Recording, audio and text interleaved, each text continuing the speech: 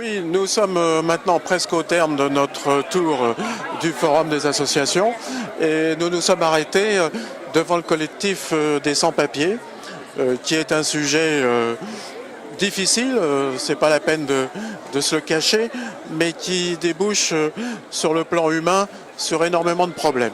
Donc nous avons le président de ce collectif, nous allons lui demander quel est l'objectif qu'il a assigné à son association à Livry-Gargan et le cas échéant, ce qu'il peut attendre des pouvoirs publics. Alors bonjour, donc voilà, je me présente, je suis le président du collectif des sans-papiers de Livry-Gargan. Donc alors, le collectif a été créé donc, en octobre 2008 et depuis nous avons à peu près 400 adhérents de différentes nationalités. Donc on a des Turcs avec nous, on a des gens d'origine congolaise, africaine grosso modo, des Haïtiens. Donc notamment on a fait une action donc, suite au tremblement de terre de 2011 en Haïti et nous remercions donc, le préfet qui nous a aidés énormément donc, pour se pencher sur certains cas qui étaient quand même assez délicats. Voilà. Donc l'objectif de notre association, c'est d'aider sur le plan moral, administratif et juridique donc, à monter des dossiers pour les sans-papiers, donc à les accompagner en préfecture.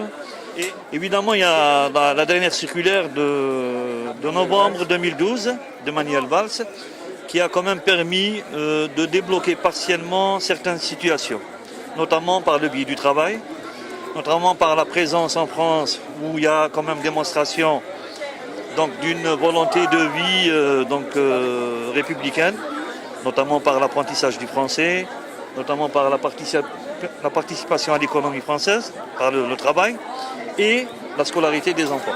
Voilà un peu nos objectifs actuellement. Donc je ne sais pas si on va parler des moyens d'action. Donc nos moyens... Si.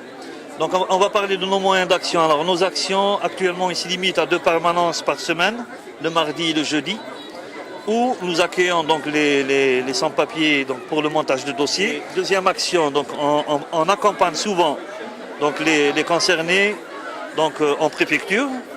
Et notre moyen d'action, le troisième, c'est qu'on participe quand même à un mouvement assez élargi où on demande la refonte de la loi, donc avec certaines associations qui sont dans le département et en Île-de-France. Donc jusqu'à présent, on n'a pas reçu beaucoup d'aide au niveau de la municipalité de Livry-Gargan. Je crois même qu'elle a été refusée. Oui. Le dossier a même été refusé. Oui, elle a été refusée à 3 reprises. Et donc là où on a reçu une difficulté, c'est lors de la demande de cette année où il y a une demande qui a été refusée quand même pour nous attribuer donc la subvention au niveau communal. Voilà. Mais bon, vous savez, le politiquement correct n'est pas forcément toujours une bonne chose parce que on ne va pas au fond des problèmes. Je pense que vous n'êtes pas sans savoir que ce sujet des résidents sans titre de séjour est un sujet assez délicat. Et comment pensez-vous pouvoir agir de manière à ce que les réticences de nos concitoyens concernant les personnes que l'on appelle communément sans-papiers puissent tomber? Oui. Alors il ne faut pas oublier que notre démarche elle s'inscrit dans un cadre républicain. Et si on parle de République, je pense que tout le monde a le droit à la protection. Et ce dossier des sans-papiers, je pense qu'il présente un grand problème. C'est la protection des salariés, de tous les salariés français. S'il y a des gens qui sont aptes quand même à œuvrer dans le sens où ils s'adaptent à la vie citoyenne en France, je pense qu'ils méritent quand même une régularisation. Voilà. Bon, écoutez, je vous remercie pour ces précisions. Je pense en conclusion que dans ce domaine comme dans d'autres, vous attendez des élus, qu'ils soient